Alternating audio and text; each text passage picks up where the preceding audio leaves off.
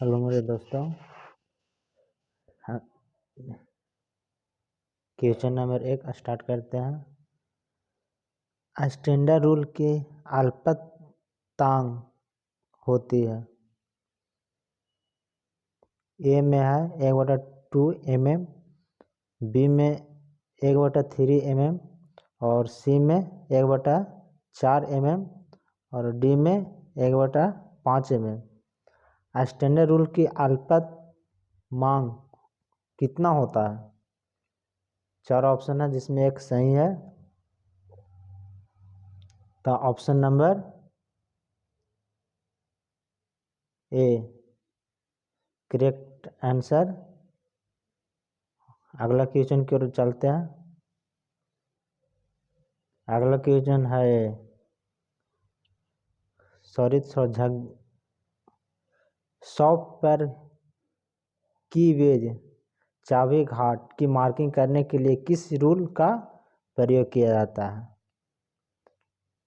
Short rule, standard steel rule, C में है narrow rule, D में है की सीट रूल। तो इसका आंसर होगा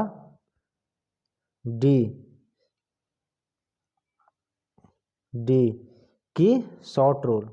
इसका आंसर डी होगा कि शॉर्ट रूल। नेक्स्ट क्वेश्चन की ओर बढ़ते हैं। तीसरा नंबर है किसी बेलनाकार जॉब या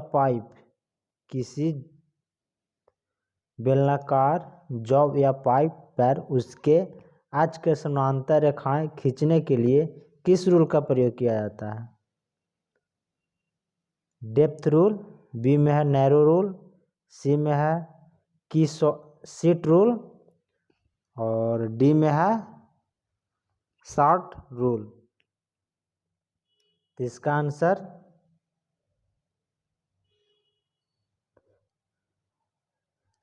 आंसर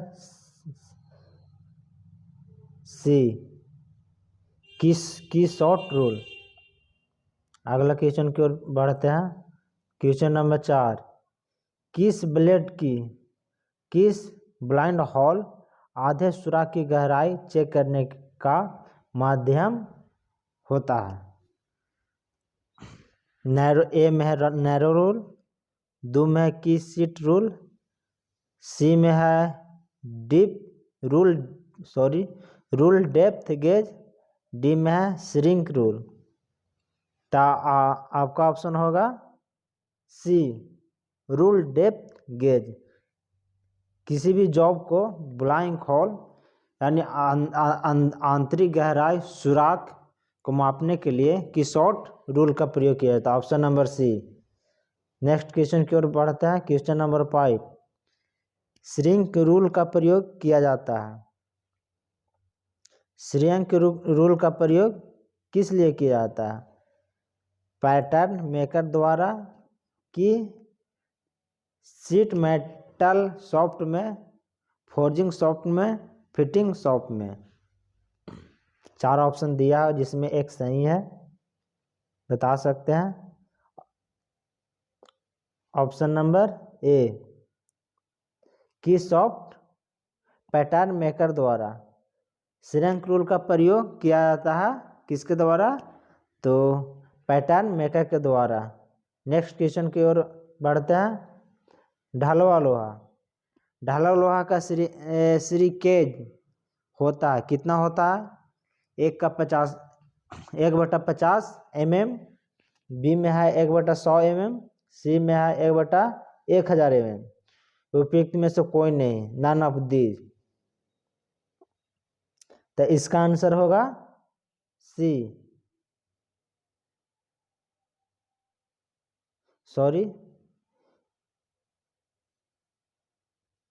इसका आंसर होगा आपका बी यानी 1/100 mm, 1/100 mm। अगला क्वेश्चन की ओर बढ़ते हैं। नेक्स्ट क्वेश्चन है स्टील के लिए श्रिंकेज अलाउंस रखा जाता है। स्टील के लिए श्रिंकेज अलाउंस रखा जाता है, कितना रखा जाता है?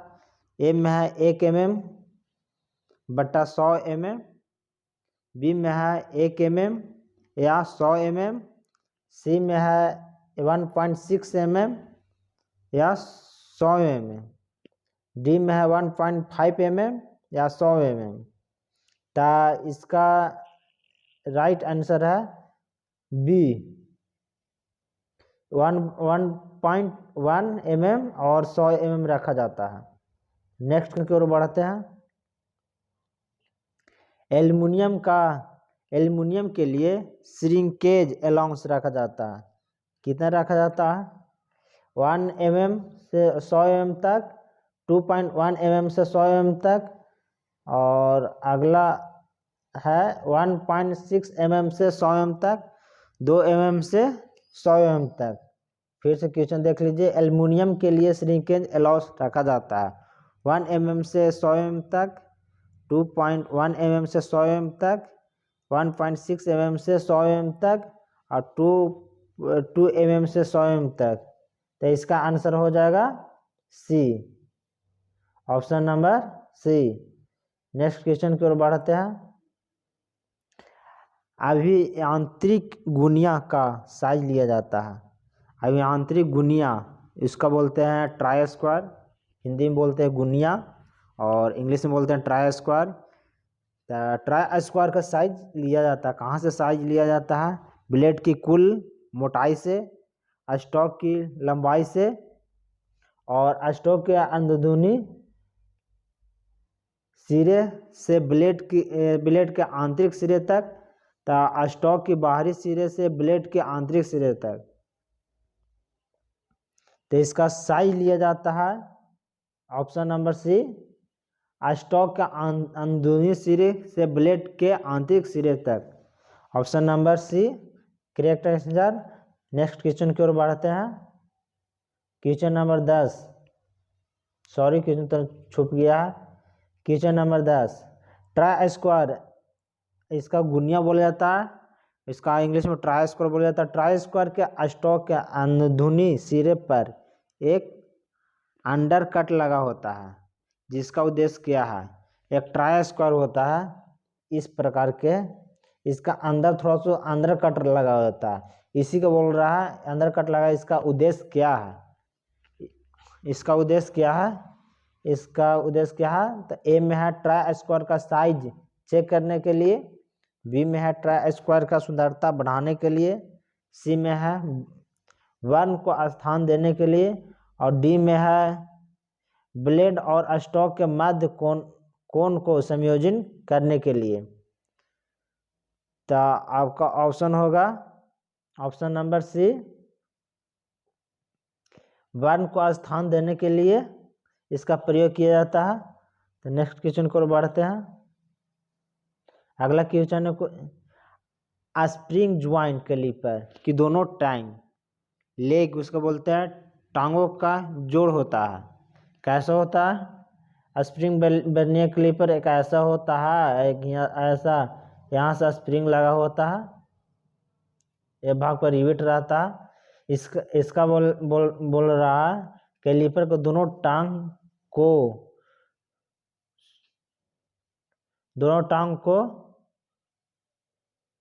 जोड़ा रहता है। तो इसका आंसर होगा ए में है बोल्ट द्वारा, बी में है स्क्रू द्वारा, सी में स्क्रू व पॉइंट द्वारा ऐसा रहता है।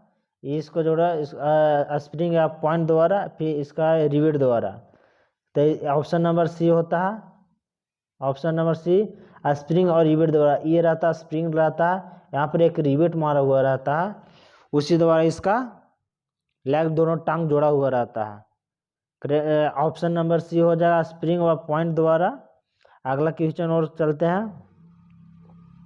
12, क्वेश्चन नंबर 12, इंजीनियर स्क्वायर का कौन सा भाग रेफरेंस सरफेस की तरह कार्य करता है? ए में है ब्लेड, दो में है स्टॉक, सी में है दोनों में से कोई नहीं, और डी में है दोनों में से कोई एक। तो इसका आंसर बताइए। इसका आंसर होगा option number D, option number D. दोनों में से कोई एक होता है। इंजीनियर्स स्क्वायर का कौन सा भाग रिफ्रेश सरफेस की सतह कार्य करता है? चाहे तो ब्लेड सतह का कार्य करेगा, नहीं तो स्टॉक सतह के काम करेगा। दोनों में से कोई एक होगा।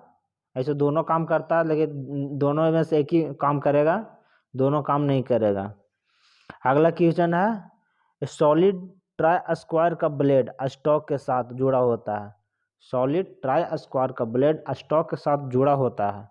काउंटर सिंक रिवेट द्वारा, बी में है पेन हेड रिवेट द्वारा, सी में है हैंडलेस रिवेट द्वारा, डी में है उपयुक्त में से कोई नहीं। तो इसका आंसर होगा सी। इसका आंसर सी होगा हैंडलेस रिवेट द्वारा। इसका सॉलिड ट्राई स्क्वायर का ब्लेड और स्टॉक के साथ जुड़ा होता है किसके द्वारा? तो हैंडलेस रिवेट द्वारा। नेक्स्ट क्वेश्चन की ओर चढ़ते हैं। साधारण कैलिपर का साइज लिया जाता है। साधारण कैलिपर का साइज कहाँ से कहाँ तक लिया जाता है?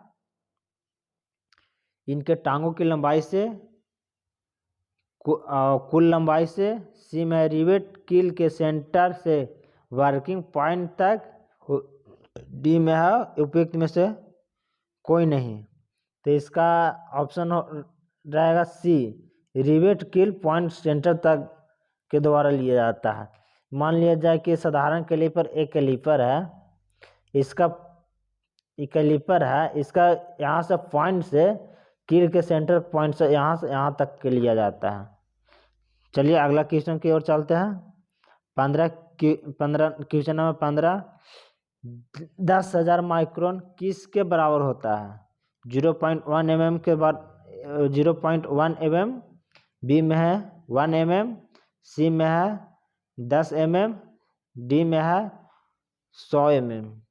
तो इसका आंसर होगा ऑप्शन नंबर सी, यानी 10 mm। 10,000 माइक्रोन किसके बराबर होता है? 10 माइक्रोन के बराबर। अगला क्वेश्चन की ओर चलते हैं। नेक्स्ट क्वेश्चन की ओर चलते हैं। Question number 16। क्वेश्चन नंबर 16 है, ट्राई स्क्वायर का ब्लेड बना होता है। ट्राई स्क्वायर का ब्लेड किस मटेरियल द्वारा बनाया जाता है? ए में है कास्ट आयरन, बी में है मृदु इस्पात, सी में है हाई कार्बन स्टील, डी में है उपयुक्त में से कोई नहीं। तो ट्राई स्क्वायर का ब्लेड बना रहता है। ब्लेड ट्राई स्क्वायर ऐसे रहता है, इसका ये स्टॉक रहता है, इसका स्टॉक इसका ब्लेड बोलते हैं। इसका ब्लेड बोला जाता है, सॉरी नहीं लिखा पा रहा है, इसका ब्लेड बोला जाता है, इसका ब्लेड बोला जाता है। तो ब्लेड रहता है कुछ क्या चीज़ का बना हुआ? इसका ब्लेड रहता है हाई कार्बन स्टील, सॉरी इसका ब्लेड रहता है हाई कार्बन स्टील का। इसका ब्लेड हाई कार्बन स्टील का बना हुआ रहता है। स्टॉक ब्लेड ट्राई स्क्वायर में स्टॉक भी रहता है, वो रहता है कुछ कास्ट आयरन का रहता है, स्टॉक रहता है कास्ट आयरन के। नेक्स्ट क्वेश्चन की ओर पढ़ते हैं। स्टैंडर्ड स्टील रूल बना होता है कांच का, हाई कार्बन स्टील का, माइल्ड स्टील का, सी में है स्प्रिंग स्टील का, डी में है ब्रास का।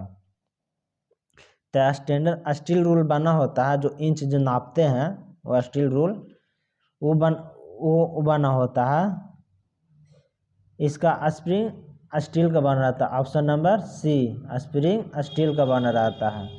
नेक्स्ट क्वेश्चन की ओर बढ़ते हैं।